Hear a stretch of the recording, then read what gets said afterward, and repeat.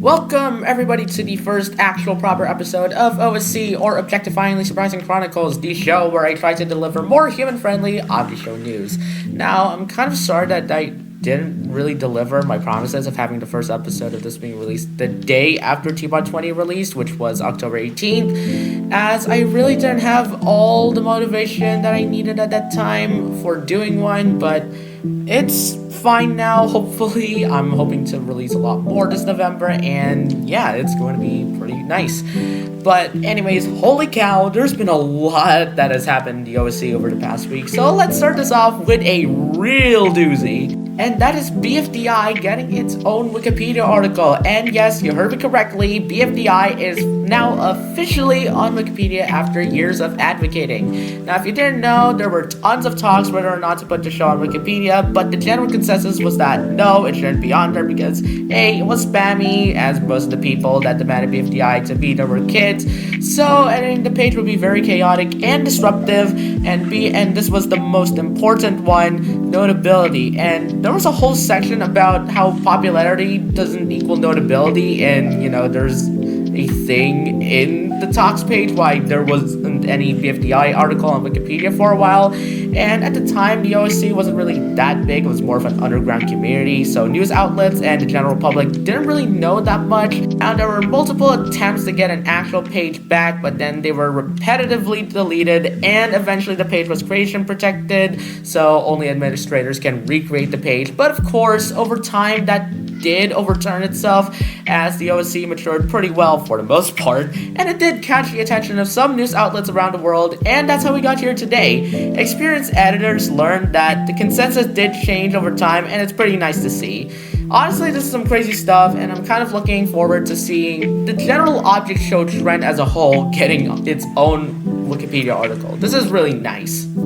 And moving swiftly right along, we have an update on Inanimate Insanity merch. And again, for context, for a while, all Inanimate Insanity merch, plushies, t-shirts, etc. were sold through a service called Creator Inc., which is a storefront for creators like Alpharad, Odd Ones Out, and even FNAF, Scott Cawthon, and all that stuff, to basically sell products. And there were lots of problems on the consumer's end and on Animation's end, which was why the store was closed down in September. Now, I won't get into why it was closed, but I think you probably know, and you can watch Animation's video on it if you like, look it up.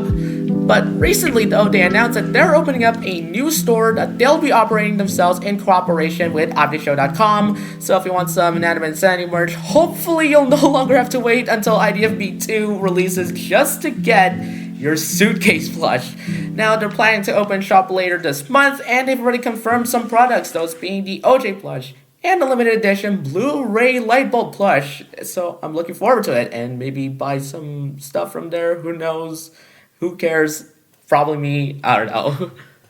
And finally, for the last piece of major news for today, we have Animatic Battle. It is back with episode 4A, and it's titled Thank You for the Barbecue. And yeah, it's pretty cool. I've watched the episode like a couple of hours ago, and it was pretty neat. At least, it's back. It has been a pretty long hiatus for Animatic Battle. We've been waiting for over a year for this, so it's nice that the show is coming back. Hopefully the second episode comes soon, but I'm not sure if I'm expecting it to release, maybe in December, maybe in a few months or so. And finally, I'll talk through some more minor stuff, more minor news, and I'll just speed through this. BFDI A23 might be coming to theaters. Michael posted a short thanking AMC for the screening and stuff, but he additionally mentioned that BFDI A23 also has a possibility of coming to theaters. Thank you AMC for making this a really good venue for the screening. And hopefully, BFDI A23 is also in theaters too. Now, will it happen? I'm not sure, but it might happen, so keep an eye out for that. And that'll pretty much do it for this first proper video edition of Objectifyingly Surprising Chronicles. Now let me know in the comments down below what I should talk about next, and of course make sure to subscribe so that you don't miss the next edition when I plan to release it. Also, we kind of surpassed 600 last October, but unfortunately it dipped down below 600, so yeah, please subscribe. Anyways, that'll do it for me, your host, The Random Channel, and I'll see y'all in the next edition of The Random's OSC.